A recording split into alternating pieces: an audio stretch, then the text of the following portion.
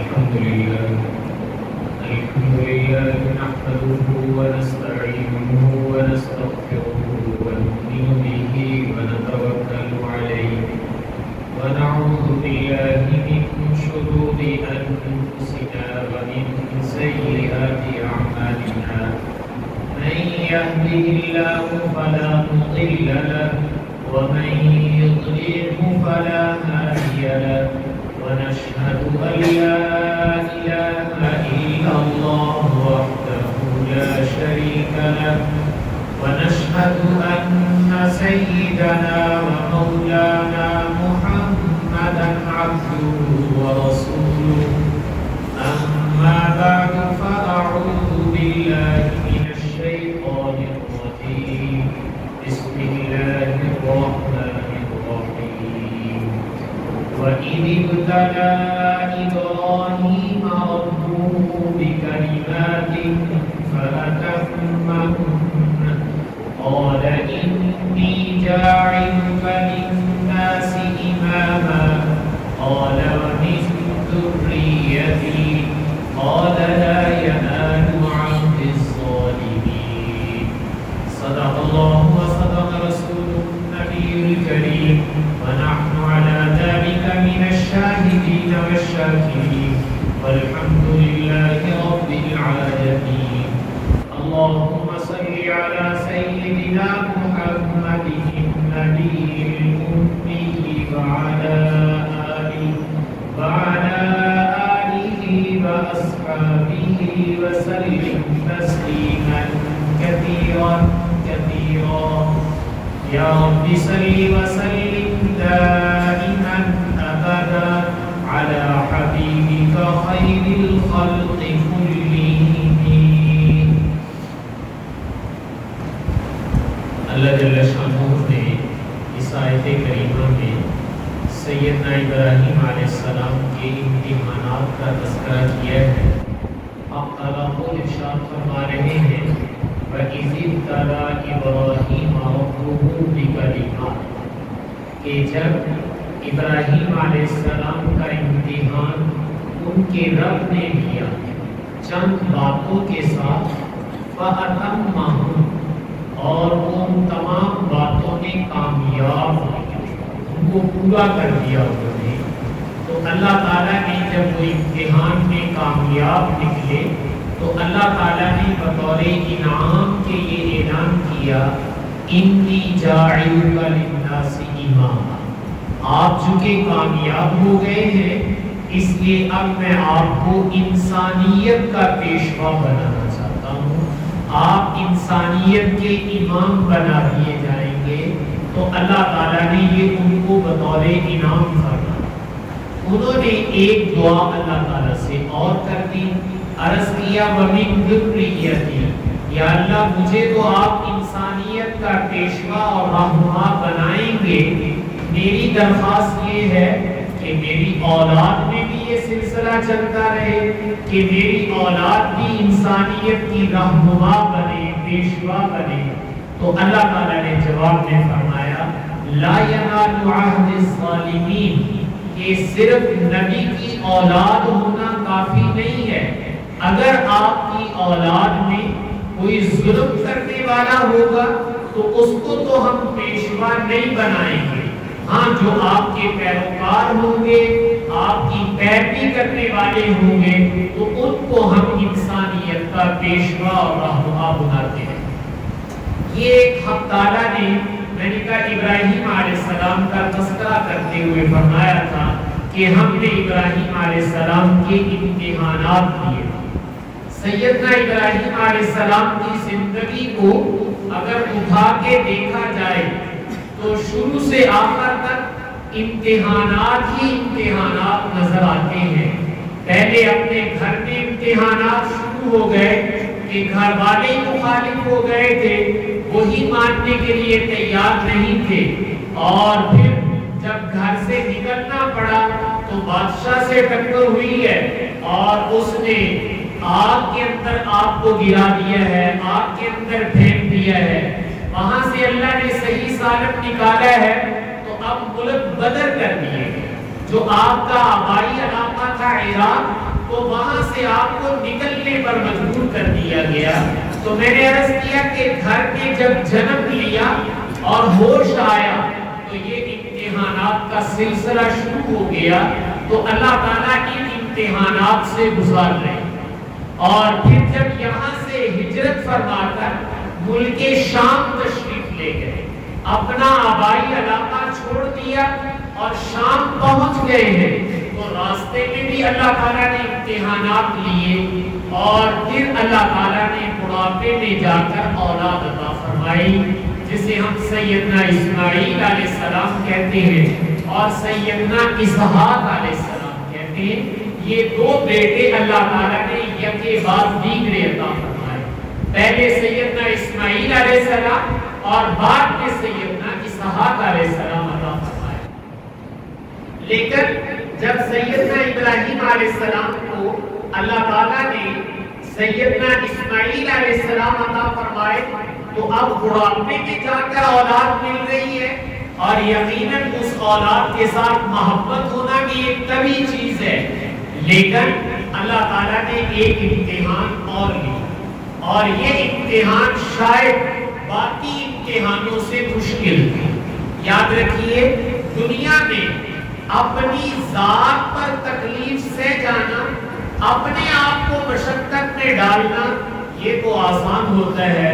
لیکن اپنی چھوٹی اولاد کی تکلیف یا ان کو تکلیف میں مبتلا کرنا, چھوٹی اولاد کو بالخصوص, یہ بہت مشکل ہوتا ہے. جس کو ہمارے ہاں کہتے ہیں کہ اولاد کا دکھ نہیں دیکھا جاتا. انسان کے حالانکہ خود بڑے دکھ جھیلے ہوتے ہیں, وہ برداشت کر جاتا ہے, لیکن اولاد کے معاملے میں انسان طبی طور پر بڑا حساس ہوتا ہے. تو اللہ تعالیٰ نے پہلے امتحانات کا تعلق ابراہیم علیہ السلام کی ذات کے ساتھ رکھا, اور اب اللہ نے امتحان انوکھے انداز سے لیا کہ ابراہیم علیہ السلام خواب دے رہے, اور خواب میں کیا دیکھتے ہیں کہ اپنے بیٹے کو ذبح کر رہے ہیں. اور جب یہ دیکھا تو پھر اپنے بیٹے سے ہی پوچھا کہ بیٹے, میں خواب میں دیکھ رہا ہوں انی اذبحک, کہ میں تو تجھے ذبح کر رہا ہوں, یہ میں نے خواب دیکھا ہے. فانظر ماذا تری, ذرا تم بتاؤ تمہاری رائے کیا ہے, جو میں نے خواب دیکھا ہے میں اس خواب پہ عمل کروں. چونکہ ابراہیم علیہ السلام اللہ کے نبی ہیں. یاد رکھیے گا, نبی کا خواب وحی ہوتا ہے,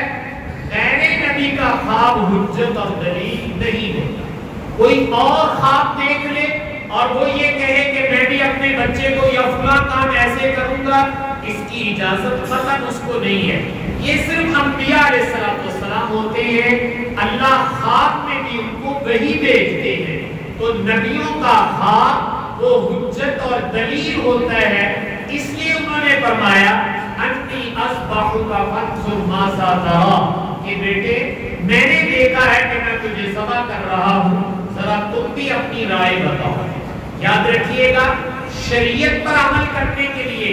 کسی کا مشورہ لینے کی ضرورت نہیں ہے, کسی کی رائے لینے کی ضرورت نہیں ہے. نماز پڑھ لیے کہ نہ پڑھ لیے, روزے رکھ لیے کہ نہ رکھ لیے, قربانی کر لیے کہ نہ کر لیے, یہ رائے لینے کی ضرورت نہیں ہے. ابراہیم علیہ السلام نے بیٹے سے کیوں ایسے کیا ہے, تو آپ نے ایک تعلیم دی. وہ تعلیم یہ دی ہے کہ جب آپ اپنے عمل میں کسی دوسرے کو بھی شریک بنانا چاہتے ہیں تو ذرا کوشش کر لیں اس کی تھوڑی ذہن سازی ہو جائے, تاکہ وہ بھی جب خوشی سے اس عمل میں شریک ہوگا تو اس کا ثواب اس کو بھی مل جائے گا.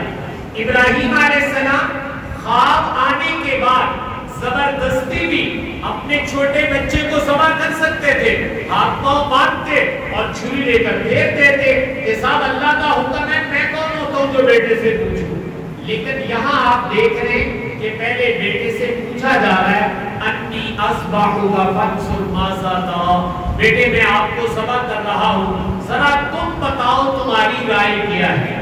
یہ جو آپ نے پوچھا ہے یہ فیصلہ کرنے کے لیے نہیں پوچھا, یاد رکھیے گا. فیصلہ تو ہو چکا ہے کہ میں نے اپنے بیٹے کے گلے پر اللہ کے لیے چھری چلانی ہے, چونکہ اللہ کا حکم آ چکا ہے. لیکن یہ جو پوچھا جا رہا ہے یہ صرف اس کو بھی اس ثواب میں شریک کرنے کے لیے، ذہناً تیار کرنے کے لیے اور مشورے کے انداز میں کہ بیٹے آپ بتاؤ کہ میں تو اللہ کا نبی ہوں اور نبی کی خواب حجت اور دلیل اور وحی ہوتی ہے، اب یہ اللہ کا پیغام آ چکا ہے، جو قربانی تمہاری دینی ہے تم بتاؤ تمہاری رائے کیا ہے۔ اس کو کہتے ہیں ذہناً تیار کرنا۔ اس میں ایک تعریف اور بھی ہے، یہاں کہا تھا انی اصبحک فانظر ماذا تری، کہ بیٹے میں نے خواب میں دیکھا ہے کہ میں تمہیں ذبح کر رہا ہوں، ذرا تم بتاؤ تمہاری رائے کیا ہے۔ یہ مشورے کا انداز ہے۔ علماء نے ایک بات لکھی ہے والدین کے لیے کہ والدین اپنی اولاد کو کچھ کہنا چاہتے ہیں کہ بیٹے یہ کام کر لو، یہ نہ کرو، یہ بہتر ہے، یہ بہتر نہیں ہے۔ یہ گھروں میں والدین کا فریضہ ہوتا ہے کہ وہ اپنی اولاد کو سمجھائیں، لیکن یاد رکھیے گا جس کو آپ آرڈر دینا کہتے ہیں، حکم جاری کرنا کہتے ہیں، شریعت یہ کہتی ہے کہ اگر والدین نے کسی جائز کام کا حکم دے دیا، ویسے وہ جائز کام مستحب تھا لیکن حکم ملنے کے بعد اس پہ عمل کرنا واجب ہو جاتا ہے۔ اس لیے والدین کو چاہیے کہ والدین جب اپنی اولاد کو کچھ کہنا چاہیں تو حکم اور آرڈر کا عنوان نہ اختیار کریں بلکہ عنوان یہ اختیار کریں جیسے سیدنا ابراہیم علیہ السلام نے مشاورت کا عنوان اختیار کیا کہ بیٹے میں نے یہ دیکھا ہے، اب تم بتاؤ تمہارا مشورہ کیا ہے۔ یوں کر لیا جائے تو کیا بہتر نہیں ہوگا؟ تو والدین بھی اپنی اولاد کو اگر مشورے کے انداز میں کہہ دیں تو اس کا سب سے بڑا فائدہ یہ ہوگا، کبھی یہ بھی ممکن ہے کہ اولاد بیچاری اس پر عمل نہ کر سکے۔ اگر آپ نے آرڈر دیا تھا اور اولاد عمل نہ کر سکی تو اولاد گناہگار ہو گئی، اور اگر آپ نے آرڈر نہیں دیا، حکم نہیں دیا، مشورے کے طور پر کہا کہ بیٹا یہ بہتر لگتا ہے، اب اگر خدا نخواستہ عمل نہ کر سکا تو وہ اللہ کے ہاں گناہگار نہیں۔ مشورے کو ماننے سے انکار کرنا یہ گناہ نہیں ہے، لیکن والدین کا حکم آ جائے اور حکم کو ماننے سے انکار کرنا بشرطے کہ وہ جائز کام ہو تو یہ گناہ ہوگا۔ اس لیے ابراہیم علیہ السلام نے انسانیت کو تعلیم دینے کے لیے اللہ کا اتنا بڑا حکم ہے اس کو بھی اپنے بیٹے کے سامنے مشورے کے انداز میں پیش کیا۔ فانظر ماذا تری، بیٹے آپ بتائیں اگر میں آپ کو اللہ کے نام پہ ذبح کروں تو آپ کی رائے اور مشورہ کیا ہے، کیا کرنا چاہیے؟ تو یہ میں نے کہا تعلیم دی، چونکہ نبی ہے، خواب وحی ہے، اللہ کا حکم ہے، اور بیٹا بھی نبی کے گھر پیدا ہوا ہے اور نبی کی تربیت ہے، تو جس وقت اپنے باپ کا خواب سنا تو ایک چھوٹا بیٹا جو بڑی مشکل سے ابھی 6، 7 یا 8 سال کا بچہ ہے، وہ اپنے والد سے کیا کہہ رہا ہے؟ یا ابت افعل ما تؤمر ستجدنی انشاء اللہ من الصابرین۔ ابا جان آپ کو جو اللہ کی طرف سے حکم ملا ہے کہ آپ مجھے ذبح کر رہے ہیں، آپ اس حکم کو پورا کیجئے۔ افعل ما تؤمر، جو حکم دیا گیا ہے اس کو آپ پورا کریں۔ اب ڈر یہ ہے کہ جب آپ میرے گلے پہ چھری چلائیں گے تو چھری چلانا آسان کام تو نہیں ہے، جان دینا آسان کام تو نہیں ہے، تو میں تو تلملاؤں گا، لیکن میں اللہ کے بھروسے پر کہتا ہوں، اللہ پہ اعتماد اور توکل کر کے کہتا ہوں، ستجدنی انشاءاللہ من الصابرین، میرے اللہ نے چاہا تو ابا جی آپ مجھے انشاءاللہ صبر کرنے والا ہے۔ اس کی توفیق ہونی چاہیے، اگر اس نے توفیق دے دی تو میری طرف سے کوئی گھبراہٹ آپ کو نہیں ملے گی کہ میں انکار کر دوں، میں بہت دل بناؤں، بھاگوں دائیں بائیں کھسکوں، نہیں، آپ مجھے اگر اللہ نے چاہا تو صبر کرنے والا پائیں گے۔ میں نے عرض کیا تھا کہ امتحانات تو ابراہیم علیہ السلام کے اور بھی بہت ہیں، اور اللہ ان تمام امتحانات کا تذکرہ کرتے ہوئے کہہ رہے تھے وَإِذِ ابْتَلَىٰ إِبْرَاهِيمَ رَبُّهُ، وہ وقت بھی یاد کرو جب اللہ امتحان لے رہے تھے اور ابراہیم علیہ السلام امتحان دے رہے تھے، تو اللہ اپنے بندے کے امتحانات لینے کے بعد رزلٹ آؤٹ کرتے ہیں، نمبر لگا رہے، تو اللہ تعالیٰ نمبر لگاتے وقت یہ کہہ رہے فَأَتَمَّهُنَّ، بھئی ابراہیم علیہ السلام سارے امتحانوں میں 100% کامیاب، جو پیپر دیے 100% ان میں کامیاب ہوئے، اللہ ان کی کامیابی کا اعلان کرتا ہے۔ لیکن میں نے کہا اس میں سب سے بڑا امتحان یہ تھا کہ اپنے اس بیٹے کے گلے پہ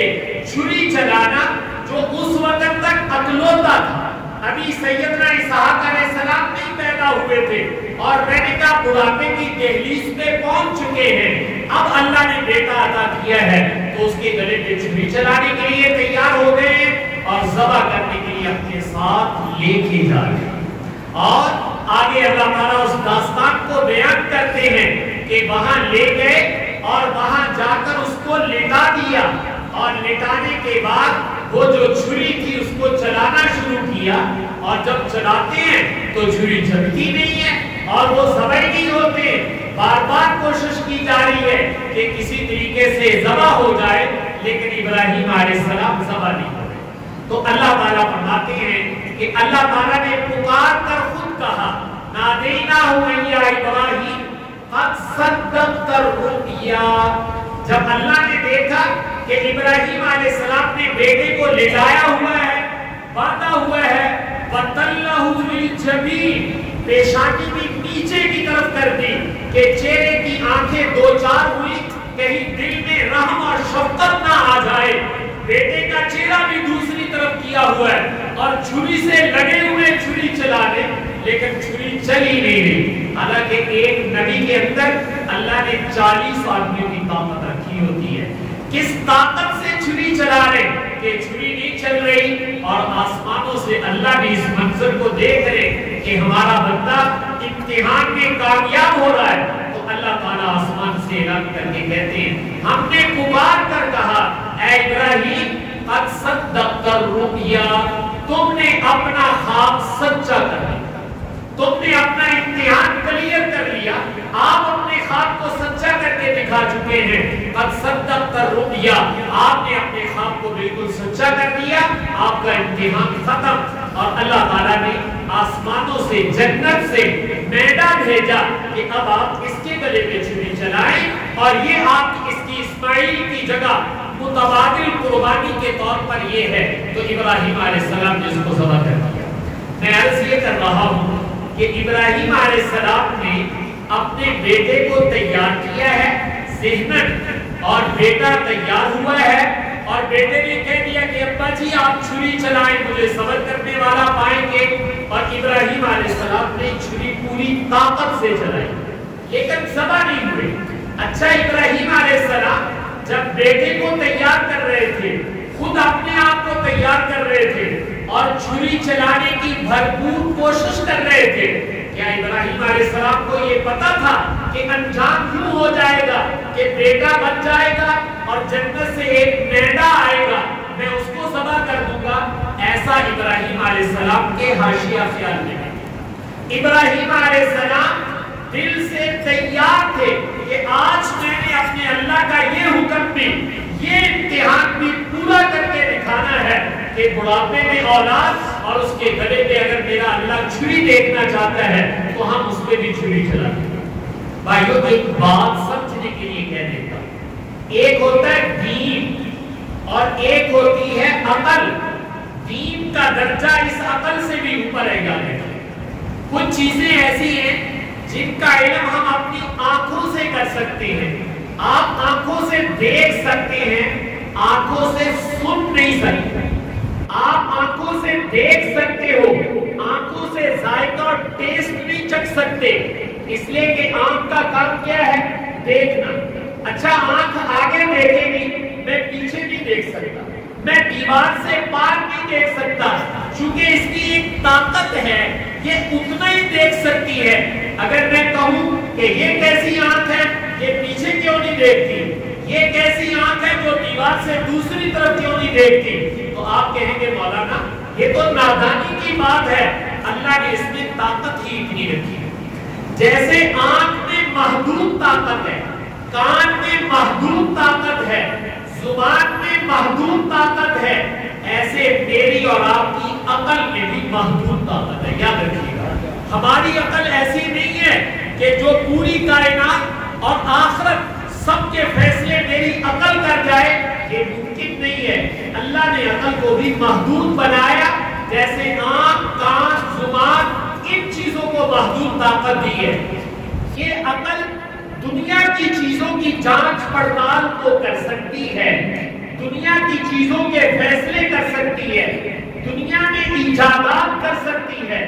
لیکن مرنے کے بعد کیا ہوگا اور مرنے کے بعد میرے عمل کا کیا اثر نکلے گا، یہ عقل نہیں بتا سکتی۔ اس کے بتانے کے لیے آسمان سے وحی آتی ہے، اس کے بتانے کے لیے کیا آتی بھائیو؟ آسمان سے وحی، اللہ کا پیغام آتا ہے۔ یاد رکھنا، جب عقل کی پرواز بند ہو جاتی ہے تو پھر وحی کی پرواز ہوتی ہے۔ اگر میں اور آپ آخرت کو عقل سے بنا لیتے تو اللہ کو قرآن بھیجنے کی ضرورت نہیں تھی، 30 پارے بھیجنے کی ضرورت نہیں تھی۔ یہ جو اتنا بڑا قرآن بھیجا گیا آسمان سے وحی کی صورت میں آیا ہے، یہ بتانے کے لیے کہ میرے بندو، دنیا کے فیصلے تو تمہاری عقل کرے گی، لیکن آخرت کے فیصلے تمہاری عقل نہیں کر سکتی، وہ میرا پیغام کرے گا، وہ میرا آرڈر کرے گا۔ تو اللہ نے وحی اس لیے بھیجی ہے تاکہ بندوں کو پتہ چل سکے۔ اکلوتے بیٹے کے گلے پہ چھری چلانا، عقل تو اس کو تسلیم نہیں کرتی ہے کہ صاحب یہ کون سی نیکی ہے، ایک ایڑا امتحان ہے کہ میں نیانے کے گلے پہ چھری چلا دو۔ تو میں نے کہا عقل تو نہیں مان رہی تھی، لیکن آسمان کی وحی نے کہا کہ یہ تمہارے اللہ کا حکم ہے، انسانیت کو بتاؤ۔ یہاں چھری چلانا مقصود نہیں ہے، مقصود اپنے اللہ کے حکم کو پورا کرنا ہے، اطاعت ہے، بندگی ہے، فرما برداری ہے کہ جب مالک کا حکم آ جائے پھر ہم یہ نہیں سوچا کرتے کہ یہ تو اپنے بچے کے گلے پہ چھری ہے، یہ تو جانور کے گلے پہ چھری ہے، یہ تو پیسے ضائع چلے جائیں گے۔ پھر یہ سوچیں بند ہو جاتی ہیں اور عقل کو کہا جاتا ہے مالک کے آرڈر کے سامنے سرنگو ہو جاؤ، اس کے سامنے جھک جاؤ۔ ابھی تم اس کو نہیں سمجھ سکو گے، لیکن ایک وقت آئے گا کہ تمہیں اس کا ادراک ہو جائے گا کہ اللہ کے حکم کے سامنے کیسے جھکا جاتا ہے۔ تو بھائی، جو قربانی کا عمل امت مسلمان سیدنا ابراہیم علیہ السلام سے کرتی چلی آئی اور قیامت تک کرتی چلی جائے گی، تو بعض دوست جو بیچارے نادان ہوتے ہیں وہ اس کو عقل کے زاویے سے سوچتے ہیں کہ ساتھ اس میں عقلی پہلو کیا ہے۔ تو بھائی، ہمارے بہت بڑے بزرگ گزرے ہم تحقیق محمد تھانوی رحمۃ اللہ علیہ، حضرت سے بعض لوگ عبادات کی حکمتیں پوچھتے تھے کہ حضرت آپ قربانی بھی کی حکمت ہے اور روزیاں بھی کی حکمت ہے، تو ہر جواب میں فرماتے کہ بھئی یہ ناک یہاں لگی ہوئی ہے تو یہ ناک اللہ میاں پیچھے لگا دیتے، یہ میرے اور آپ کے چہرے پر لگی ہوئی ہے، آپ بتاؤ اس میں کیا حکمت؟ یہ ناک یہاں لگی، کان یہاں لگے، کان ادھر لگا دیتے، ناک ادھر لگا دیتے، اس میں کیا حکمت ہے؟ تم تو اپنی ناک اور کان کی حکمت نہیں سمجھ سکتے ہو تو تم اللہ تعالیٰ کے احکامات کی حکمتیں مانتے ہو۔ پھر اس کو مثال کے طور پر فرماتے تھے کہ دیکھیں، آپ کی حکومتیں مختلف آرڈیننس منظور کرتی ہیں، قوانین بناتی ہیں اور قانون بنا کر اپنی رعایا کو دیتی ہیں، اور جب وہ قانون بن جاتا ہے تو میں اور آپ اس کے پابند ہو جاتے ہیں۔ تو کبھی آپ نے جج صاحب سے، وکیل صاحب سے یہ سوال کیا کہ اس قانون کی حکمت کیا ہے؟ آپ کہتے ہیں جناب یہ آرڈر ہے، یہ ماننا پڑے گا۔ ارے تم اپنی حکومت کا وہ آرڈر سمجھتے ہو، اور جب اللہ کا کوئی امر آتا ہے تو تمہاری عقل ڈوبنے لگتی ہے اور کہتے ہیں نہیں پہلے ہمیں اس کی حکمت سمجھاؤ پھر اس کے بعد کریں گے۔ تو بھائی، حکمت اس کی صرف ایک ہے کہ ہم اپنے اللہ کی اطاعت اور بندگی کرنا چاہتے ہیں۔ جب میرے اللہ کا حکم آ جائے گا ہم سرنگو ہو جائیں گے، ہم یہ نہیں پوچھیں گے کہ باری تعالیٰ پہلے ہمیں حکمتیں سمجھاؤ پھر ہم آپ کی بات مانیں گے۔ یہ اطاعت اور بندگی کے خلاف ہے۔ تو اس لیے بھائیو یہ قربانی کا عمل میں نے عرض کیا تھا کہ سیدنا ابراہیم علیہ السلام کے امتحانوں میں سے سب سے اونچا اور کڑا امتحان تھا، مشکل ترین امتحان تھا، لیکن قربان جائے خلیل اللہ کے کہ اس پہ کس اچھے انداز میں عمل کر کے دکھایا ہے، ذرا بھی چوچرا نہیں ہے اور بیٹے کو بھی اپنا معاون بنایا ہے۔ اللہ یہ امتحانات لینے والے وہ لینے کے بعد اعلان کرتے ہیں فَأَتَمَّهُمْ، ابراہیم آپ کامیاب ہو گئے ہو، اور جب کوئی ہمارے امتحانوں میں کامیاب ہوتا ہے ہم اس کو اعزاز دیا کرتے ہیں اِنِّي جَاعِلُكَ لِلنَّاسِ إِمَامًا، انسانیت کی رہنمائی، انسانیت کو راہ راست پہ لانا، یہ وہ اعزاز اور انعام ہے جو اللہ بڑے امتحانوں کے بعد کسی کے سر پہ رکھتے ہیں، اور یہ اللہ کی طرف سے بہت بڑی نعمت ہے کہ اللہ تعالیٰ کسی کی ڈیوٹی یہ لگا دے کہ تم انسانیت کی رہنمائی کرو، انسانیت کو میری طرف پہنچاؤ، راہ راست پہ لاؤ، یہ ڈیوٹی ہم تمہاری لگاتے ہیں۔ تو اللہ نے یہ ڈیوٹی سیدنا ابراہیم علیہ السلام کی لگائی، اِنِّي جَاعِلُكَ لِلنَّاسِ إِمَامًا، ابراہیم اب ہم آپ کو انسانیت کا پیشوا اور امام بنا رہے ہیں۔ اور ابراہیم چونکہ پیغمبر ہیں، جیسے دنیا میں ایک آدمی ایک فیلڈ میں ہوتا ہے وہ سمجھتا ہے اس محکمے میں تنخواہ بڑی اچھی ہے، اس محکمے میں مراعات بہت ہے، اس میں اتھارٹی پاورفل ہوتی ہے، وہ فوراً کیا چاہتا ہے کہ میرے ریٹائر ہونے سے پہلے میرے بچے بھی اس محکمے میں لگے، وہ بھی اس لائن میں آ جائیں۔ تو نبی کی سوچ دیکھیے، جب اللہ نے رہنمائی کی ذمہ داری ڈالی تو نبی سمجھتے ہیں اس کائنات میں اس سے بڑا اعزاز نہیں ہے کہ اللہ کسی کو امام بنا دے، پیشوا بنا دے، رہبر و رہنما بنا دے۔ تو فوراً دعا کی، یا اللہ وَمِن ذُرِّيَّتِي، میں اپنے لیے تو تم نے دے ہی دیا ہے، میں اولاد کے لیے بھی یہ مانگتا ہوں میری اولاد کو بھی انسانیت کا پیشوا اور رہنما بنا دے۔ تو یہ انبیاء نے دعا مانگی ہے، اور اسی دعا کی برکت ہے کہ اللہ تعالیٰ نے سب سے بڑے پیشوا، سب سے بڑے رہنما سرور کونین صلی اللہ علیہ وسلم وہ سیدنا ابراہیم علیہ السلام کی اولاد میں سے پیدا، اور باقی بنی اسرائیل وہ بھی حضرت ابراہیم علیہ السلام کی اولاد میں سے پیدا کیے۔ تو پتا چلا کہ اولاد کے لیے مانگنے کی چیز کیا ہوتی ہے، وہ بھی نبیوں سے پتا چلتا ہے کہ نبی اپنی اولاد کے لیے رہبر و رہنما ہونا مانگتے ہیں کہ اللہ تعالیٰ ہماری نسلوں سے رہبر و رہنمائی کا کام لے۔ تو آج میں اور آپ بھی اپنی اولاد کے لیے اللہ سے یہی مانگ لیں کہ یا اللہ ہماری نسل کو بھی انسانیت کا رہبر و رہنما بنا دے، تاکہ یہ صدقہ جاریہ ہو اور انسانیت راہ راست پر آئے اور ہمیں اللہ ذریعے کے طور پر قبول کر لے۔ یہ نبیوں کی دعا ہے، جہاں اپنی اولاد کے لیے بھائی رزق مانگو، صحت مانگو، عافیت مانگو اور نعمتیں مانگو، وہاں یہ بھی اولاد کے لیے مانگو کہ یا اللہ ہماری اولاد کو انسانیت کا رہبر و رہنما بنا دے۔ اگر یہ دعا مانگو گے تو یہ وہ دعا ہے جو سیدنا ابراہیم علیہ السلام نے اپنی اولاد کے لیے مانگی تھی۔ اس سے پتہ چلتا ہے کہ مانگنے کی اصل چیز یہ ہے جو آپ نے وَمِن ذُرِّيَّتِي کہہ کر مانگی۔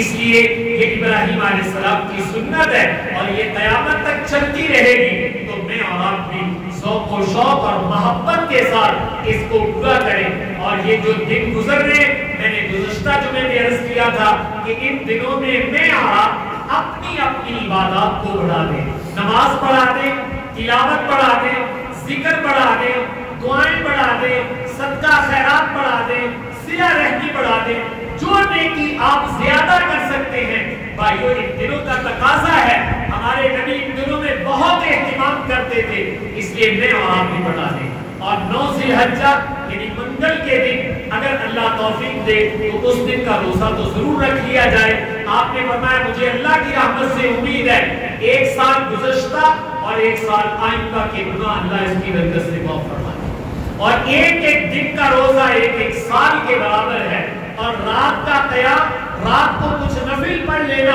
وہ تہجد بلکہ لیلۃ القدر کے برابر ہے۔ تو اس لیے رات کو بھی کوئی عبادات ہو جائے بھائی اور دن کو بھی کوئی عبادات ہو جائے، یہ عبادت کا سیزن چل رہا ہے۔ اللہ تعالیٰ مجھے آپ کو عمل کرنے کی توفیق